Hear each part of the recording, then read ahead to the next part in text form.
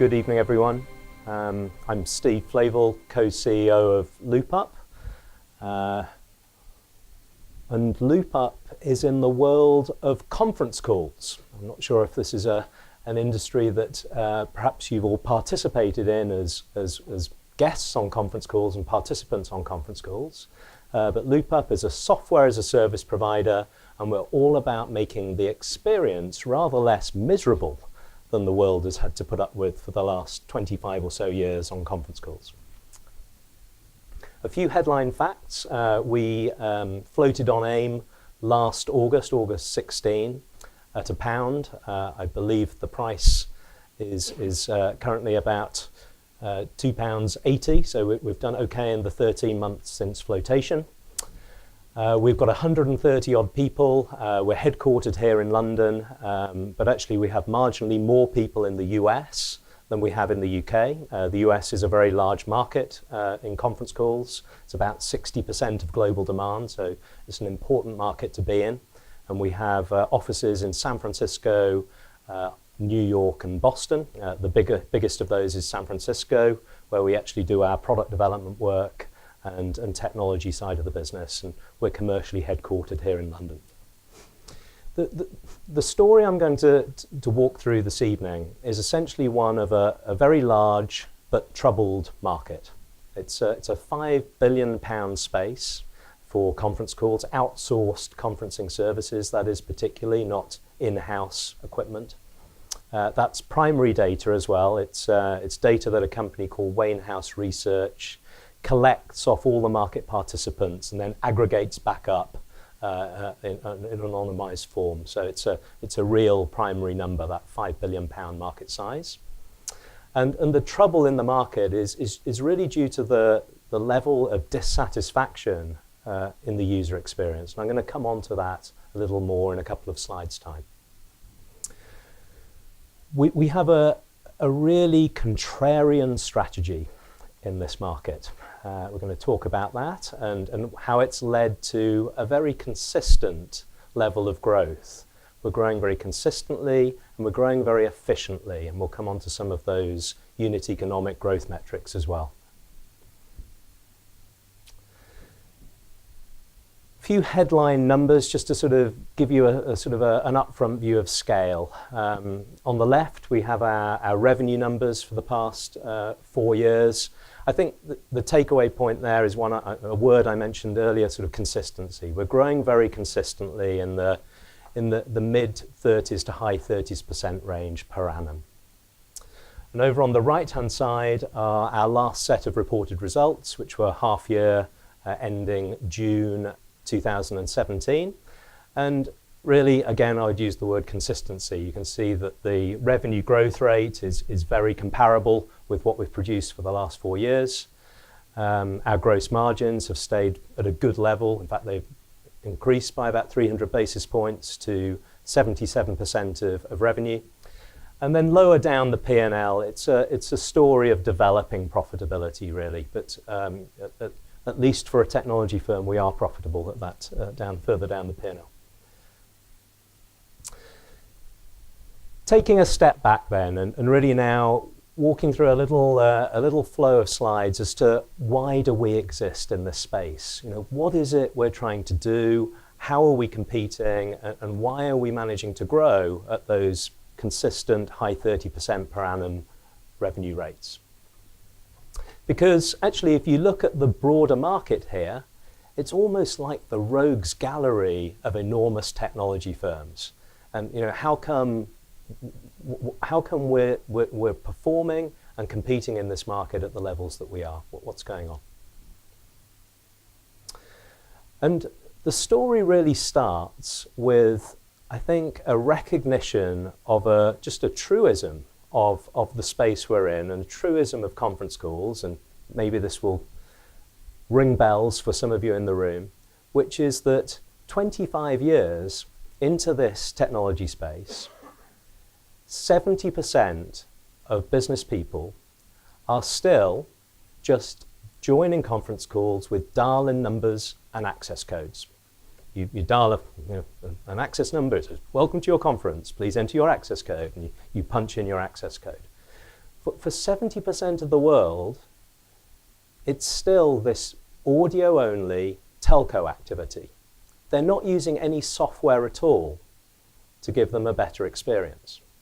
Now, there's been plenty of technology and software thrown at this space over the last 15 of the 25 years that conference calls have been around. It's certainly not without a lot of technology and innovation put to the market. But the fact is, virtually 70% of people are not using any of it. They're just dialing in. And an understanding of why this is absolutely central to why LoopUp exists, and it's central to our performance. So first of all, it's not, I think we can be fairly comfortable on this, it is not because people particularly like dialing into conference calls. I don't think it's people's favorite activity, far from it. The whole sort of dial-in conferencing experience, I think, is fraught with fairly familiar trials and tribulations. These are, I won't go down all of these, but some classic frustrations that have grown up with this market for frequent practitioners of conference calling, or all the many on every call. How many times do you hear "who just joined"? When there's a boop boop noise and someone comes on the line and the host has to say "who just joined," and it happens several times. There are some quite amusing YouTube videos that really parody the whole conference calling experience. If you get a chance to look at a video called "A Conference Call in Real Life" on YouTube, it does a much better job than this slide of highlighting many of these sort of classic annoyances. Not knowing who's speaking. Quite normally at the start of a conference call, you do the little round of introductions as to who's on, but it's particularly on external calls, it's almost impossible to remember people's accents and voices. And you're in the course of a meeting, you don't really know who's talking because the whole dial-in experience is such a black box experience. You have no visual representation at all as to what's going on the meeting. Other frustrations, such as late joiners, and you have to go back to the start of your agenda.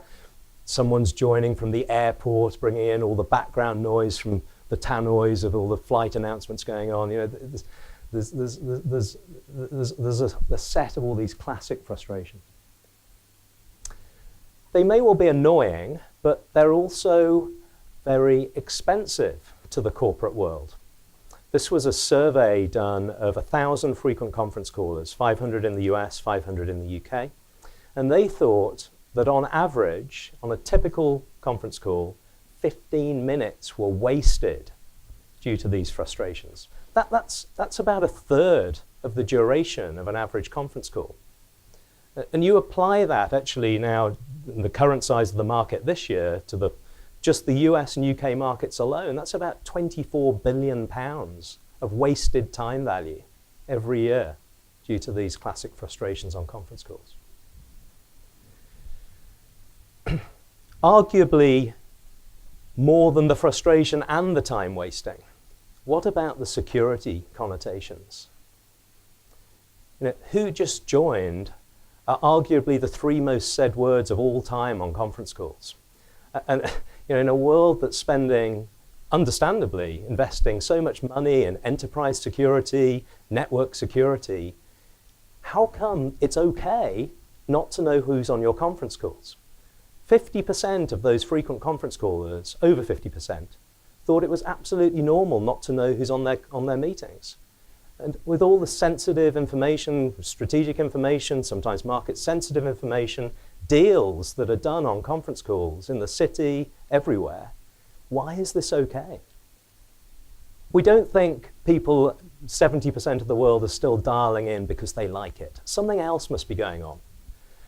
And for us, it's all about the very unusual usage environment when you are using software for conference calls.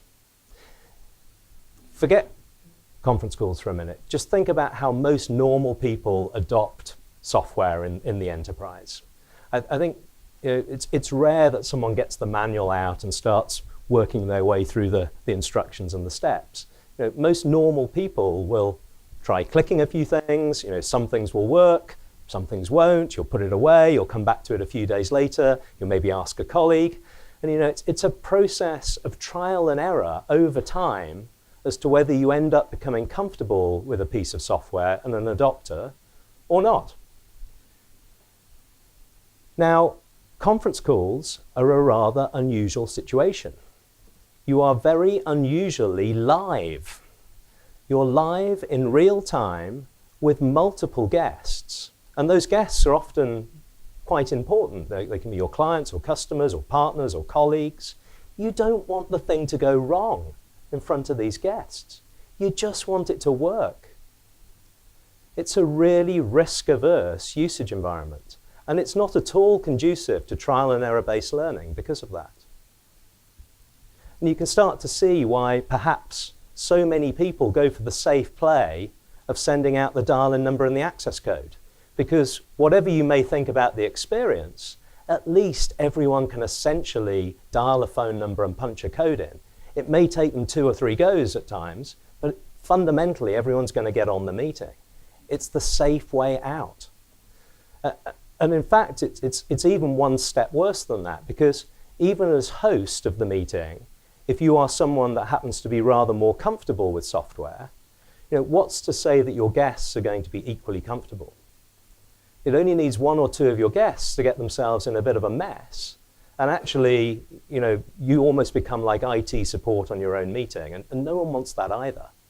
So this whole sort of stubborn persistence with dial-in begins to make a bit more sense. You can begin to empathize as to why it's happening. But it's not good for all of the reasons we looked at on the last slide. It leads to this sort of competitive market environment where this framework is a framework known as Crossing the Chasm. It's by a book called Geoffrey Moore, and he noticed that in so many technology spaces, the way to win and to get your product adopted by the mainstream majority in your target market is actually not to directly target that mainstream majority. That doesn't lead to the winners. It's the companies that are very effective at delighting the early adopters in their target market that is the more effective way to progress into the mainstream majority and to win the market. Now that's all very well, and it's happened in space after space after space in technology and software, but not in our space. This chasm has categorically not been crossed. 25 years in, you've still got 70% of the world not using any software at all, still dialing into conference calls. And it's all because of this risk-averse usage environment. So LoopUp is doing something very different, and arguably in many technology spaces would be perceived a very dumb strategy, which is we are the software player who is not trying to delight early adopters. We're going in directly to the mainstream majority, which is a very unusual thing to do in software. Not normally a wise thing to do, but we would advocate a very wise thing to do in this particular software space because of the unusual risk aversion in the usage case. And it's all about putting fewer things into the product. This is a sort of image of our product UI. The only real takeaway I want to suggest here is there's not much on it, right? It's a really minimalist design.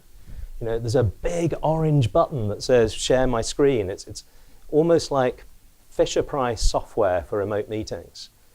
And this is really important because if you want to attract the mainstream majority and not scare them in this risk-averse use case, you have to make everything unbelievably simple, unbelievably clear. And the way to do that is to put as few features in your product as you can. You always want to keep it simple. Less done well is more. And by doing that, we try to, and we are being successful in helping companies, helping conference callers get rid of those problems on their audio conference calls because they can see who joined. At the top, they can see who's speaking. If someone's got background noise, you can see where it's coming from. If you want to share a presentation, you click the big orange button. And that's pretty much all there is to it. User engagement, is it working? Well, yeah, we've turned the industry upside down in terms of the dial-in percentage. Far from 70% of the world dialing in, we're the other way up. on our latest cohort of all new users we brought on in 2016, we'd got this statistic to people joining their calls 75% of the time, not by dialing in. We call out to them. Now, that's a nice join method. They don't have to worry about dial-in numbers and access codes. But the prize really is where they end up, because they end up at that screen here where they get all this helpful information and context to have a more productive, more secure conference call. I'll speak to this one briefly. There's a lot of underlying technology to a simple product. We have a team of about 25 engineers. We've been developing this since 2005. There's a lot to it. We have a network of 4 data centers, all interconnected, all connecting with at least 2 major telcos. We've got 3 patents to our technology. But I think really the hardest thing to do in this space is to get the mandate for the contrarian strategy. And even harder, arguably, is to stick to that, because you're going to get customers asking you to build extra things into your product all the time, and you have to keep saying no. That's a really, really difficult thing to do. We are a pay-as-you-go revenue model. So you pay a certain number of pence per minute per guest on the meeting. No license fees, no fixed fees, no upfront fees, pure pay-as-you-go revenue. We like to stand behind the product and say you will pay because you like the product and you'll use the product. I've talked to the growth. It's a very well-defended customer base. Our single biggest customer represents only 3.8% of our total revenue, so it's a very low concentration and nicely defended customer base.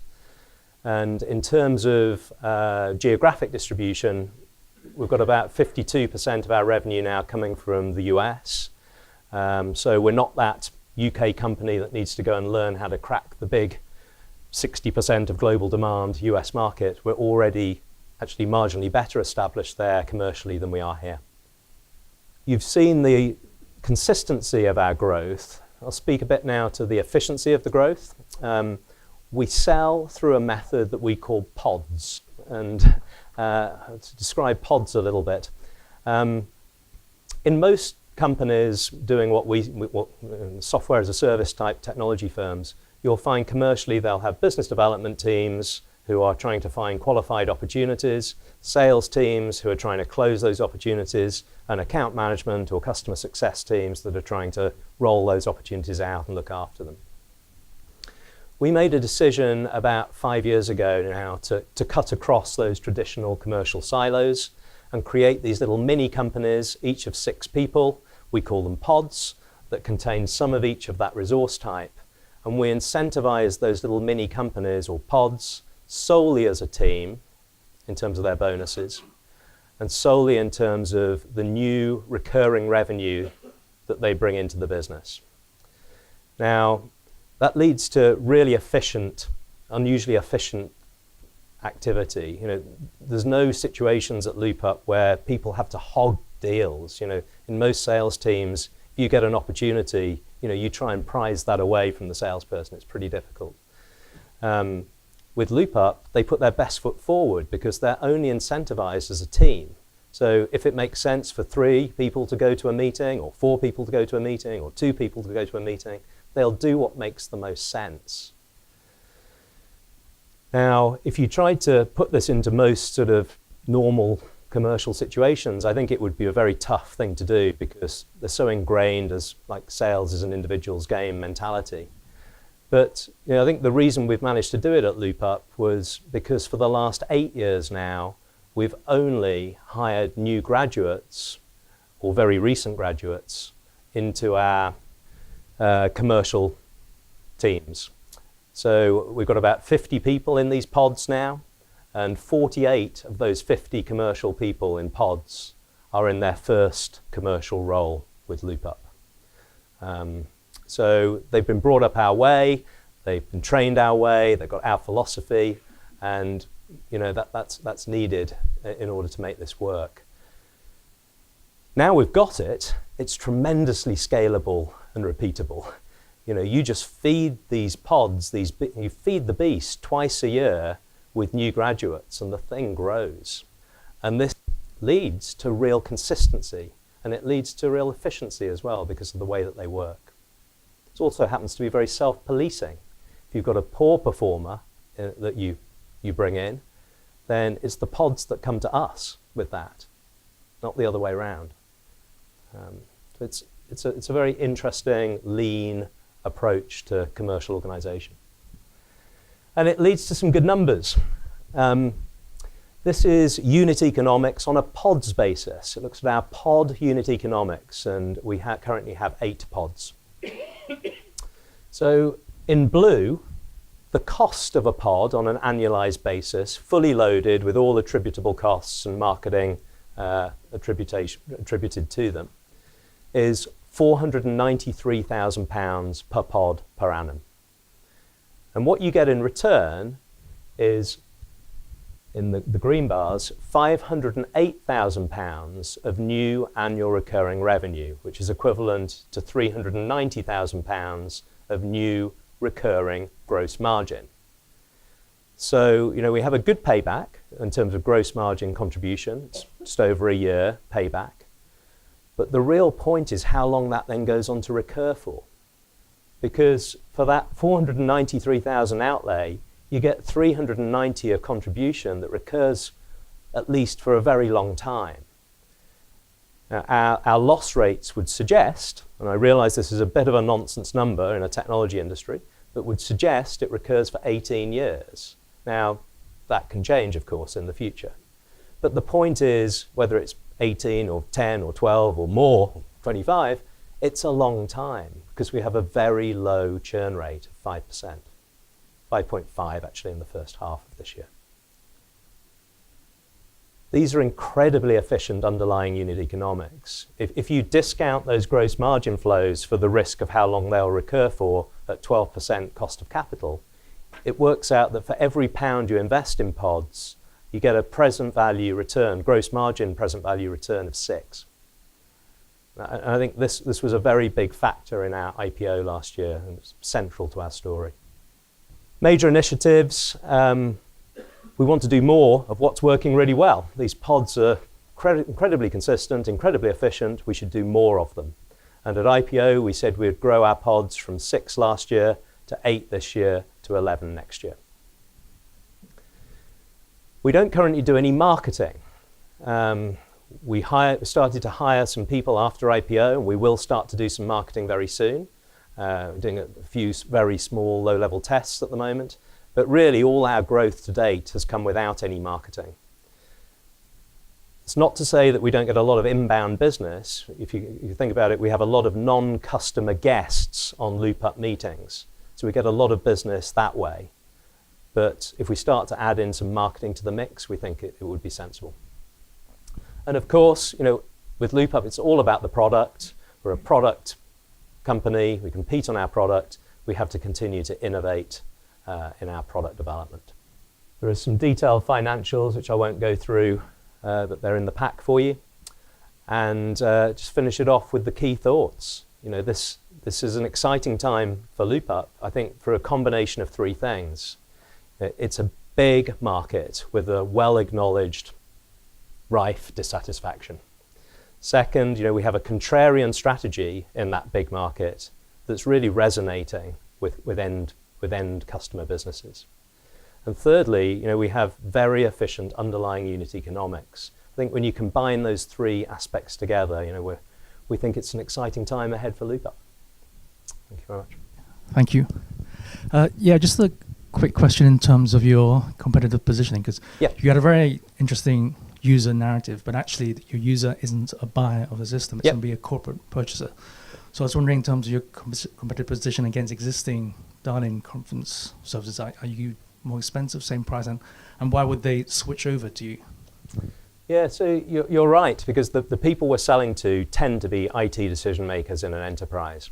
And they're using products in this category because they are the relatively tech-savvy users.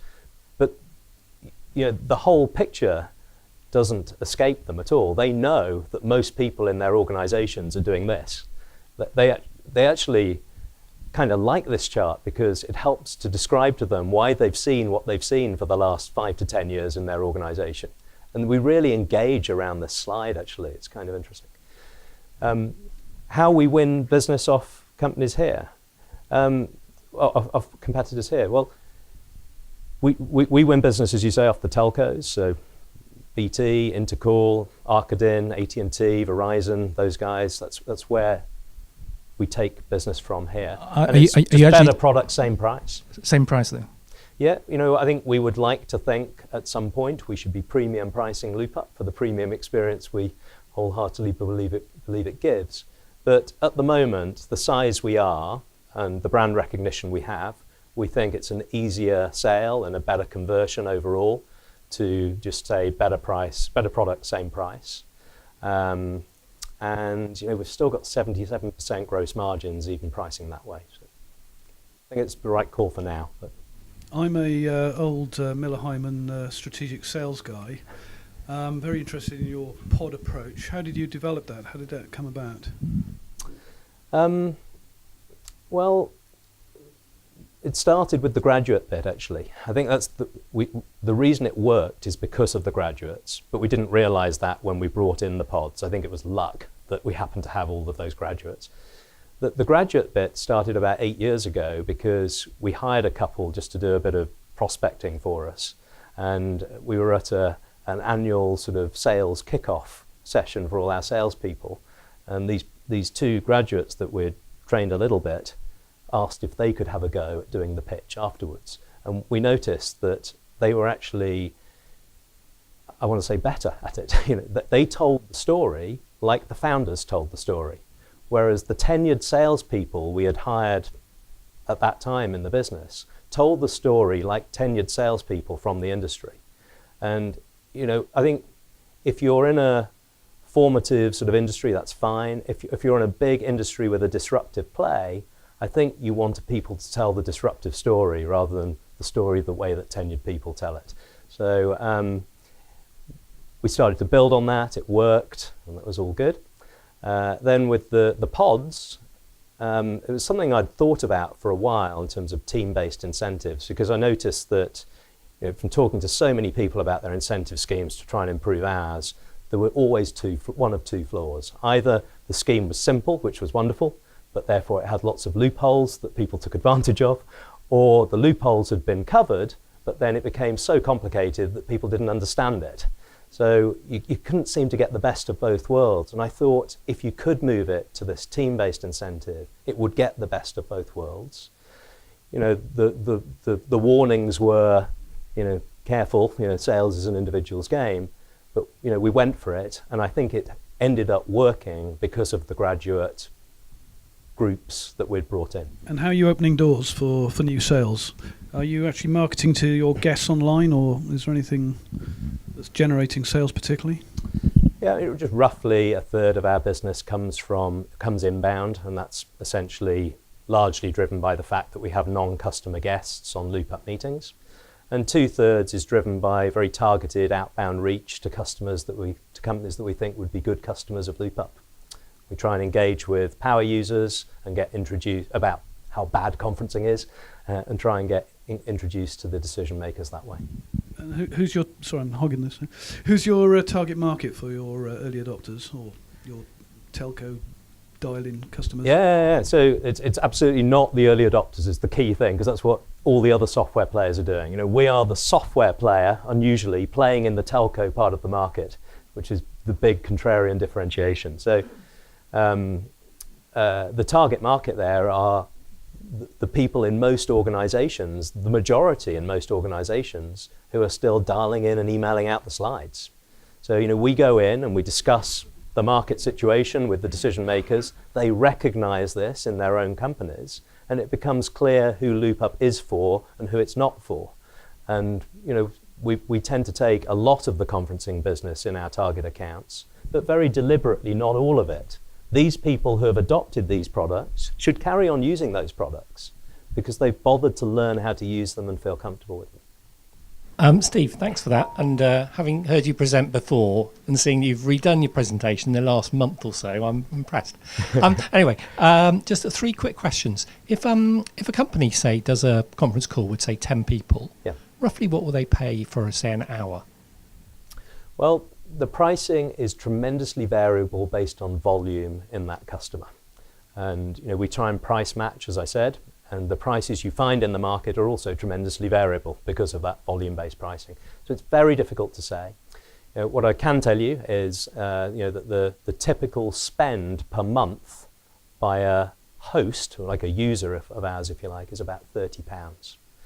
And if you build everything into that, including all sort of premiums for international access, money spent when people press the big orange button to share their screen, which is also pay-as-you-go chargeable, it works out approximately to 4.5 pence per minute per guest, including all of those international and value-added premiums. So the gross margin across the business must vary quite a bit then, does it? Although it's averaged out and it's growing. It does vary. So I'll give you an example. Cost of telecommunications is pretty much negligible in many countries these days. So you have low rates that we sell at, but almost negligible costs. Whereas if you have a guest in somewhere like China, you might be paying an end user rate that's 10 times what it is in the UK, but our gross margin might only be 50% on that leg on a percentage basis, and yet considerable on an absolute pence per minute basis. So it does vary depending on geography. And on the pods, where you say that the pods are bringing in on average about 508,000 of revenue a year, but how much variation is that amongst the 8 pods? Because presumably some of the ones that are just getting going aren't producing very much. So not really, actually. So I need a little bit to give the answer. Of course, there's some variance across the pods. It would be unnatural for there not to be. But it's an unusually low amount of variance for sales teams. It's so far away from the rainmaker culture where 20% of your salespeople bring in 80% of your revenue or whatever. It's really the other way around. And it's almost because the pods are so self-policing in the early days. We have a very high attrition rate of people actually in their first 9 months with LoopUp. But after that, it's a tiny attrition rate. And these people are doing well, they're earning money, and performing very efficiently for the company. And it actually leads to quite low variance between pods, at least over month by month, of course it varies, but over an annual period, there's quite low variance across the pods. Pods form naturally. So a new pod isn't a new starter. The people that form that pod take shares from the pods they've come from, and those pods are productive immediately. So it doesn't quite work. Sorry. Yeah. If your payback is so quick on a new pod, it suggests to me it's a great business model, and the market is so huge. 5 billion, you're doing a drop in the ocean, aren't you? 17, 23 next year. Why not ramp it up substantially? And you could, with your sky high share price, you could raise money very easily and take on 100 pods. Why only 3 or 4 a year or whatever it is? Why not? Why can it not be expanded much faster? Well, it's a very good point and one we debate a lot. And I think obviously we had to come up with a plan at IPO, and we came up with our plan, and we're fairly new on the market still. We're only sort of 13 months in, so we obviously need to, I think, to do that first. But the opportunity is sort of here and now, isn't it? It is, yep. But I think you need to prove what you're saying to some extent to make such arguments as you're putting forward, and I think they're very interesting arguments. For example, the guidance out there is that we become cash generative, quite nicely cash generative next year. Why on earth? Why would we let cash build up if you can invest it and have a 6 times present value return? I mean, I think when you get to the point in that cycle, it raises some interesting questions, and I assure you we're discussing and debating, the right pacing for the business. Yeah. Just as an extension of that question, what size do you have to reach in order to be safe in your space, if there is such a thing as being safe? But what are you looking at revenue, for instance, in attaining certain amount of revenue or certain percentage of market share, so that you're protected, so that you get a little bit of a space to sort of develop yourselves? I'm not sure there's a particular size where you're either safe or indeed not safe, to be honest. I mean, I think the reason I would say we are sustainable is because our competitive positioning is easy to explain, it resonates, and it's really unusual in the space. So, you know, it's contrarian, as I say, but it's highly differentiated as a strategy. You know, we are the only software player trying to win business off the telcos. You know, it's the only one that's trying to target those dialer inners very precisely. So, you know, I would say we're protected because we have a differentiated strategy that is working, and a strategy that's unusual and therefore difficult to come up with, and even more difficult to adhere to resolutely over time, because it's just too tempting to do what customers ask for, and you mustn't. Steve, thank you very much indeed. Thank you.